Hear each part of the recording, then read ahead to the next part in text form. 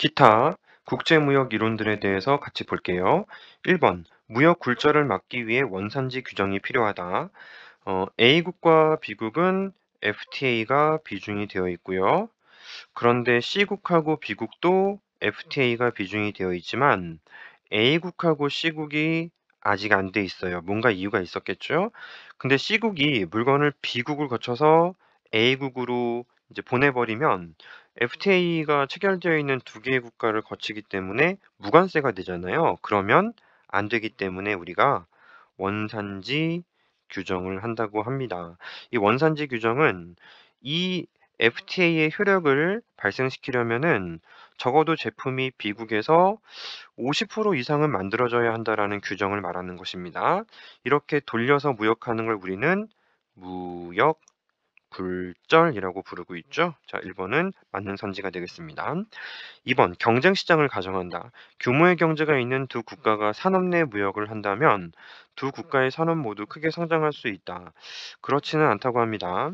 자, 두 개의 국가가 이제 하나의 국가처럼 자유무역을 하기로 했다면 이 수유곡선은 예상컨대 A국의 수유곡선과 B국의 수유곡선을 수평합한 거예요.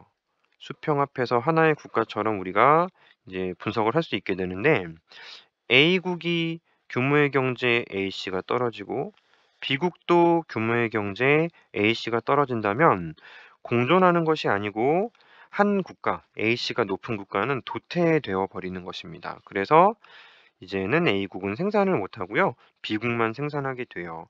독점적 경쟁 시장에서는 모든 기업들이 공존할 수 있었지만 경쟁 시장, 완전 경쟁 시장을 전제한다면 A씨를 더 낮게 가지고 있는 국가, 그 국가의 기업만 살아남게 되는 것입니다.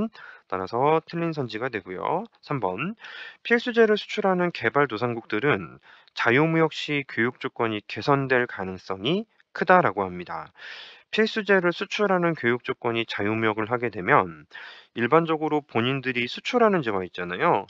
이 수출재는 많이 만드니까 가격이 떨어지고, 자, 수입재의 경우는 상대적으로 가격이 올라버리면서 피 수입재분의 피 수출재가 이제 떨어지는 거예요. 교육 조건이 악화되는 상황이 발생하는데 일반적으로 악화돼도 무역을 많이 하면 좋잖아요. 교육 조건이 악화돼도 수출재를 많이 보내서 수입재를 많이 가져올 수 있으면 괜찮은데 문제는 개발도상국들이 수출하는 필수재라는 것이 세계 시장에서는 뭐 일정 수량 이상을 원하질 않아요. 교육 조건이 악화되는 건 어쩔 수 없는데 필수재를 원하지 않으니 개도국들은 이게 진짜 많이 떨어진다고 하죠.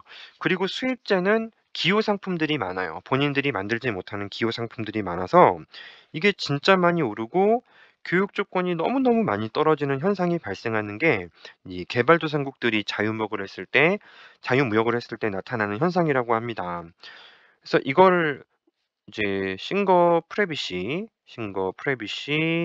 가설 중에 한 내용으로 보고 있습니다. 따라서 개선은 일단 무조건 안 되죠. 틀렸습니다. 4번 가트 가맹국 사이에 한 국가가 관세를 인하하면 상대국도 그에 상응하는 관세 인하가 있어야 된다는 말은 우리가 상호주의라고 하는 것입니다. 상호주의. 그 최애국 대우는 여러 개의 국가가 있는데 그중에 한 국가에게 관세를 인하해주면 가맹국 다른 국가들도 똑같이 관세 인하를 해줘야 된다는 걸 말하는 거예요. 그래서 얘는 연결이 잘 안 되어 있고요. FTA로 인해 MC가 더 낮은 국가로 생산이 이루어진 경우 이를 무역 창출. 자, 세계적인 관점에서는 이왕이면은 MC가 높은 A국보다는 MC가 낮은 B국이 생산하는 게 좋아요. 그래서 이제 이쪽 국가가 A국이 높으면은 생산을 B국이 하는 게 좋은데 A국은 자유무역이고 B국은 이제 관세가 설정되어 있으면 우리나라 소비자들이 A국 제품을 더 저렴하게 생각하고 구매할 여지가 있잖아요. 근데 B국하고 FTA가 비중이 되어서 이제는 B국 제품이 저렴하므로 무역 상대국이 B국이 돼버리면 그러면 세계 전체적으로는 효율적인 효율적인 동력원으로 이전했다라고 표현하고요. 이를 보고 우리는 무역 창출이라고 하는 것입니다.